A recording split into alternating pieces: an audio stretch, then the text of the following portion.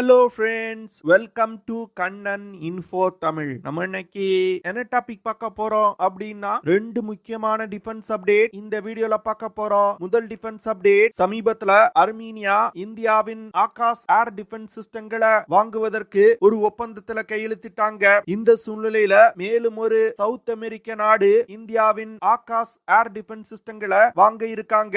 எந்த நாடு Akash air defence சிஸ்டத்தை வாங்க போறாங்க, ஆகாஷ் ஏர் டிஃபென்ஸ் சிஸ்டத்தோட செயல்திறன் மற்றும் சிறப்பு அம்சங்கள் என்ன, அடுத்து இந்தியாவுடைய ஆயுத ஏற்றுமதி 2014 வருடத்தில இருந்து தற்போது வரைக்கும் 30 மடங்கு அதிகரிச்சிருக்கு. இதற்கு காரணம் என்ன, இந்தியாவுடைய ஆயுத ஏற்றுமதியை அதிகப்படுத்துவதற்கு இந்தியா என்ன செஞ்சிருக்காங்க அப்படிங்கிறது குறித்து பார்க்கலாம். இரண்டாவது அப்டேட், இந்தியா வரக்கூடிய மாதங்கள்ல சில மிசைல் சோதனைகளை செய்ய போறாங்க.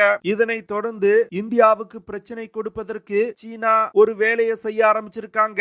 அது என்ன விஷயம் அப்படிங்கிறது குறித்து நம்ம டீடைலா இந்த வீடியோல பார்க்கலாம். நம்ம சேனல்ல டிஃபென்ஸ் மற்றும் ஜியோபாலிட்டிக்ஸ் சம்பந்தமா தினம் ஒரு வீடியோ பப்ளிஷ் பண்ணிட்டு இருக்கோம். உங்களுக்கு நம்ம சேனல்ல பப்ளிஷ் பண்ணக்கூடிய வீடியோஸ் பிடிச்சிருந்துச்சுன்னா சேனலை சப்ஸ்கிரைப் பண்ணி சப்போர்ட் பண்ணுங்க. நீங்க பண்ற ஒவ்வொரு சப்ஸ்கிரிப்ஷனும் எனக்கு அடுத்தடுத்த வீடியோஸ் போடுறதுக்கு ஒரு மோட்டிவேஷனா இருக்கும். பிரேசில் 2003 வருடம் medium altitude high altitude air defence சிஸ்டங்களை வாங்குவதற்கு முடிவு செஞ்சாங்க. இதற்கான ரிக்வெஸ்ட் ஃபார் கோட்டை 2023 வருடம் வெளியிட்டாங்க. இதனை தொடர்ந்து உலகின் பல நாடுகள் பிரேசிலுக்கு medium altitude high altitude air defence சிஸ்டங்களை சப்ளை செய்வதற்கு போட்டி போட்டு வந்துகிட்டு இருந்தாங்க.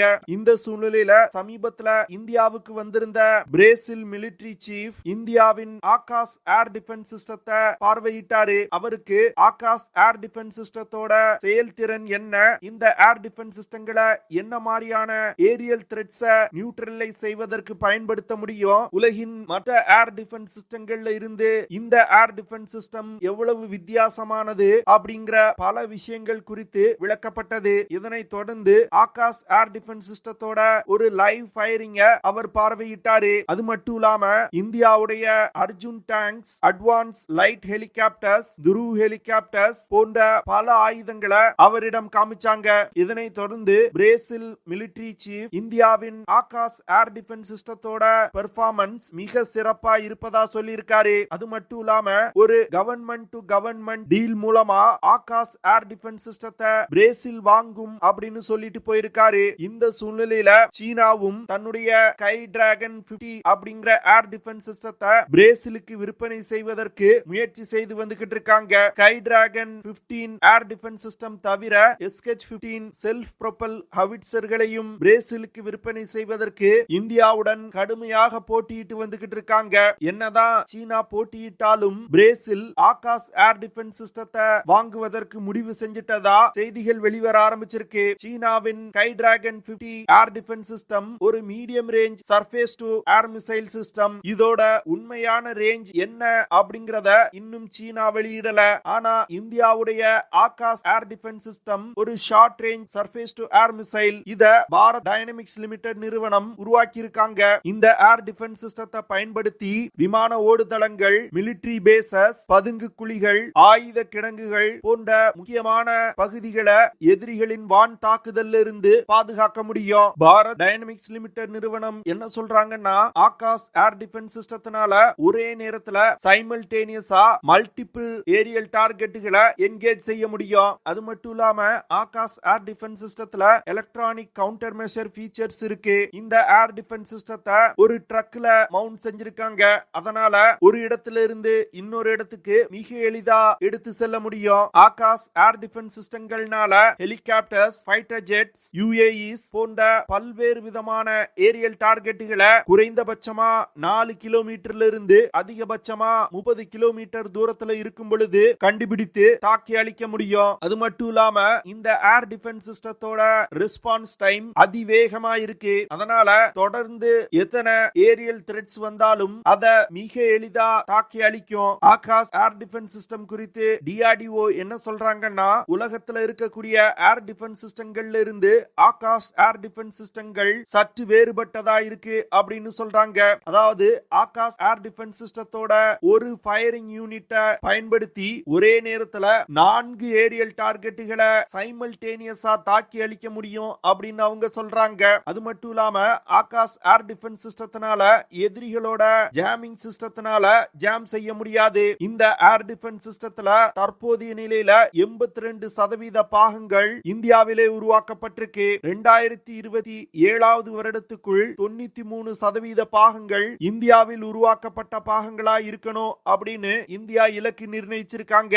ஆகாஷ் ஏர் டிஃபென்ஸ் சிஸ்டத்தை சில மாதங்களுக்கு முன்பு அர்மீனியா வாங்குவதற்கு ஒரு ஒப்பந்தம் கையெழுத்திட்டு இருக்காங்க. இந்த சூழ்நிலையில தான் பிரேசில் இந்த ஏர் டிஃபென்ஸ் சிஸ்டத்தை வாங்குவதற்கு முடிவு செஞ்சிருக்காங்க. பிரேசில் தவிர மேலும் சில சவுத் அமெரிக்க நாடுகளும் ஆகாஷ் ஏர் டிஃபென்ஸ் சிஸ்டத்தை வாங்குவதற்கு அதிக முனைப்பு காட்டுறாங்க. அது மட்டும் இல்லாம middle east, Africa Akash air defence சிஸ்டத்தை வாங்குவதற்கு அதிக முனைப்பு காட்டுறாங்க. குறிப்பா பிலிப்பைன்ஸ், வியட்நாம் போன்ற தென்கிழக்கு ஆசிய நாடுகளும் ஆகாஷ் ஏர் டிஃபென்ஸ் சிஸ்டத்தை வாங்குவதற்கு இந்தியாவுடன் பேச்சுவார்த்தை நடத்தி வந்துகிட்டு இருக்காங்க. ஆகாஷ் ஏர் டிஃபென்ஸ் சிஸ்டத்தை இந்தியாவின் தரைப்படை மற்றும் விமானப்படை ஏற்கனவே படையில் இணைச்சிட்டாங்க. இந்த சிஸ்டங்களை பயன்படுத்தி இந்தியாவின் விமான ஓடுதளங்கள், ஆர்மி பேசஸ் போன்றவற்றை பாதுகாத்து வந்துகிட்டு இருக்காங்க. ஆகாஷ் ஏர் டிஃபென்ஸ் சிஸ்டம் இஸ்ரேலின் அயன் டோம் ஏர் டிஃபென்ஸ் சிஸ்டத்திற்கு நிகரானது அப்படின்னு சொல்றாங்க. ஆனா என்ன பொறுத்தமட்டில் ஆகாஷ் ஏர் டிஃபென்ஸ் சிஸ்டம் இஸ்ரேலுடைய அயன் டோம் ஏர் டிஃபென்ஸ் சிஸ்டத்தை விட சக்தி வாய்ந்தது. ஏன்னா இஸ்ரேலுடைய அயன் டோம் ஏர் டிஃபென்ஸ் சிஸ்டத்தினால சிறிய ஏரியல் டார்கெட்டுகளை மட்டுமே தாக்கி அழிக்க முடியும். ஆனா இந்தியாவின் ஆகாஷ் ஏர் டிஃபென்ஸ் சிஸ்டத்தினால ஃபைட்டர் ஜெட் விமானம், ஹெலிகாப்டர்ஸ், யுஏஇஸ், சிறிய ஆர்ட்டிலரி ஷெல்ஸ் போன்ற பல்வேறு விதமான ஏரியல் டார்கெட்டுகளை தாக்கி அழிக்க முடியும். Akash air defence system fully automated மோட்ல இயங்கக்கூடியது. டிசம்பர் 2003ல அஸ்திர சக்தி அப்படிங்கிற ஒரு எக்ஸசைஸ இந்திய விமானப்படை நடத்தினாங்க. இந்த எக்ஸசைஸ்ல ஆகாஷ் ஏர் டிஃபென்ஸ் சிஸ்டத்தோட சிங்கிள் பேட்டரி 4 ஏரியல் டார்கெட்டுகளை ஒரே நேரத்துல தாக்கி அழிச்சிருக்கு. ஆகாஷ் ஏர் டிஃபென்ஸ் சிஸ்டத்தை இந்தியா தொடர்ந்து அப்கிரேட் செய்து வந்துகிட்டு இருக்காங்க. அதுல ஆகாஷ் பிரைம் மற்றும் ஆகாஷ் என்ஜி அப்படிங்கிற 2 சிஸ்டங்களை உருவாக்கி இருக்காங்க. ஆகாஷ் பிரைம் மற்றும் ஆகாஷ் என்ஜி ஏர் டிஃபென்ஸ் சிஸ்டங்கள்னால அதிகபட்சமா 18 கிலோமீட்டர் உயரத்துல இருந்து வரக்கூடிய ஏரியல் டார்கெட்டுகளை தாக்கி அழிக்க முடியும். குறைந்தபட்சமா 4 கிலோமீட்டர்ல இருந்து அதிகபட்சமா 30 கிலோமீட்டர் தூரத்துல உள்ள ஏரியல் டார்கெட்டுகளை மிக துல்லியமா தாக்கி அழிக்க முடியும். இந்த ஏர் டிஃபென்ஸ் சிஸ்டத்தினால அதிகபட்சமா மாக் 2.5 அப்படிங்கிற வேகத்துல பறந்து சென்று இலக்கை தாக்க முடியும். உலகத்தில் உள்ள மற்ற ஏர் டிஃபென்ஸ் சிஸ்டங்கள் குறிப்பிட்ட டெம்பரேச்சர்ல குறிப்பிட்ட ஆல்டிடியூட்ல இயங்கும் வகையில உருவாக்கப்பட்டிருக்கும். ஆனா இந்தியாவின் ஆகாஷ் ஏர் டிஃபென்ஸ் சிஸ்டங்கள் ரொம்ப மோசமான டெம்பரேச்சர்லயும் பல்வேறு விதமான ஆல்டிடியூட்ஸ்ல இயங்கும் வகையில உருவாக்கப்பட்டிருக்கு. ஏன்னா இந்தியாவுடைய ஜியோகிராபி அப்படி ஒவ்வொரு இடத்துலயும் ஒவ்வொரு விதமான கிளைமேட்ஸ் இருக்கும். ஆல்டிடியூடும் ஒரு இடத்துல இருந்து இன்னொரு இடத்துக்கு ரொம்ப வேரியேஷன் இருக்கும். இதன் காரணமா அனைத்து விதமான தட்பவெட்ப சூழ்நிலையிலும் பல்வேறு விதமான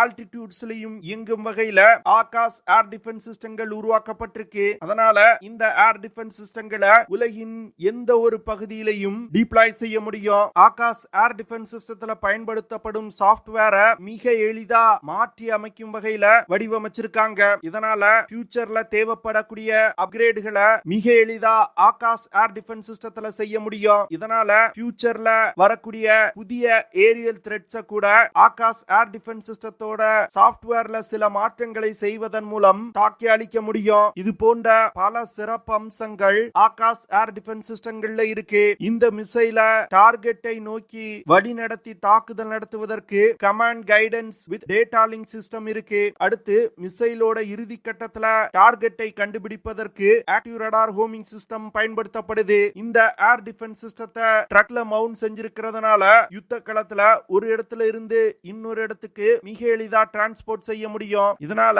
இந்த ஏர் டிஃபென்ஸ் சிஸ்டத்தை அதிவேகமா டிப்ளாய் செய்ய முடியும். இது போன்ற பல சிறப்பு அம்சங்கள் இருக்கிறதுனால தான் பிரேசில் சீனாவின் கை டிராகன் 50 அப்படிங்கிற ஏர் டிஃபென்ஸ் சிஸ்டத்தை வாங்காம இந்தியாவின் ஆகாஷ் ஏர் டிஃபென்ஸ் சிஸ்டங்களை வாங்குறாங்க. சமீப காலங்கள்ல இந்திய ஆயுதங்களை பல நாடுகள் வாங்க ஆரம்பிச்சிருக்காங்க. 2014 வருடத்துல இந்தியாவுடைய டிஃபென்ஸ் எக்ஸ்போர்ட் வெறும் 686 கோடி ரூபாய் தான். ஆனா தற்போது 2024 வருடத்துல 21,083 கோடி ரூபாயா உயர்ந்திருக்கு. கிட்டத்தட்ட 30 மடங்குக்கு மேல இந்தியாவுடைய டிஃபென்ஸ் எக்ஸ்போர்ட் உயர்ந்திருக்கு. கிட்டத்தட்ட 85 நாடுகளுக்கு இந்தியா தன்னுடைய ஆயுதங்களை ஏற்றுமதி செய்றாங்க. குறிப்பா south east Asia, middle east, Africa, Latin America போன்ற இடங்களுக்கு இந்தியா தன்னுடைய ஆயுதங்களை ஏற்றுமதி செய்றாங்க. இந்தியால 100க்கும் மேற்பட்ட ஆயுத தயாரிப்பு நிறுவனங்கள் இந்த ஏற்றுமதியை செஞ்சு வந்துகிட்டு இருக்காங்க. 2014 வருடத்துக்கு முன்பு வரைக்கும் இந்தியால இருந்து ஆயுத ஏற்றுமதி செய்வது ரொம்ப கடினமா இருந்துச்சு. ஆனா இந்திய அரசாங்கம் கடந்த 10 வருடங்கள்ல கொண்டு வந்த பல்வேறு திட்டங்கள் காரணமா ஆயுத ஏற்றுமதி மிகப்பெரிய அளவுல உயர்ந்திருக்கு. குறிப்பா இந்தியாவின் மேக் இன் இந்தியா திட்டம் ஆயுத ஏற்றுமதியில மிகப்பெரிய அளவுல பங்களிப்பு பண்ணுது. அது மட்டும் இல்லாம இந்திய ராணுவத்திற்கு தேவையான ஆயுதங்களை ஆத்ம நிர்பார் பாரத் திட்டத்தின் கீழ் உள்நாட்டிலே இந்தியா தற்போது தயாரிக்க ஆரம்பிச்சிருக்காங்க. இதன் காரணமாகவும் இந்தியால அதிக அளவிலான ஆயுதங்கள் உற்பத்தி செய்யப்படுது. ஆயுத ஏற்றுமதிக்கு பெர்மிஷன் கொடுப்பத முற்றிலும் ஆன்லைன்ல கொண்டு வந்துட்டாங்க. அதனால தேவையில்லாம ஏற்படக்கூடிய கால தாமதத்தை தவிர்க்க முடியும். இதனால உலகில் உள்ள மற்ற ஆயுத தயாரிப்பு நிறுவனங்களோடு இந்திய நிறுவனங்கள் போட்டியிட்டு தங்கள் ஆயுதங்களை ஏற்றுமதி செய்ய முடியுது. இந்தியாவின் ஆயுத ஏற்றுமதியில பிரைவேட் செக்டார் கம்பெனிஸ் 20% பங்களிப்பு பண்ணிருக்காங்க. ஆனா வரும் காலத்துல இந்த பர்சன்டேஜ் இன்னும் மிகப்பெரிய அளவுல உயரும் அப்படின்னு எதிர்பார்க்கப்படுது. India helicopters, radar system, naval systems, missiles, surveillance equipments போன்ற பல விஷயங்களை உலகின் பல நாடுகளுக்கு ஏற்றுமதி செய்றாங்க. L and T, Tata advance system, Bharat Forge private limited நிறுவனம் போன்ற பல தனியார் நிறுவனங்கள் தங்கள் ஆயுதங்களை உலகின் பல நாடுகளுக்கு ஏற்றுமதி செஞ்சு வந்துகிட்டு இருக்காங்க.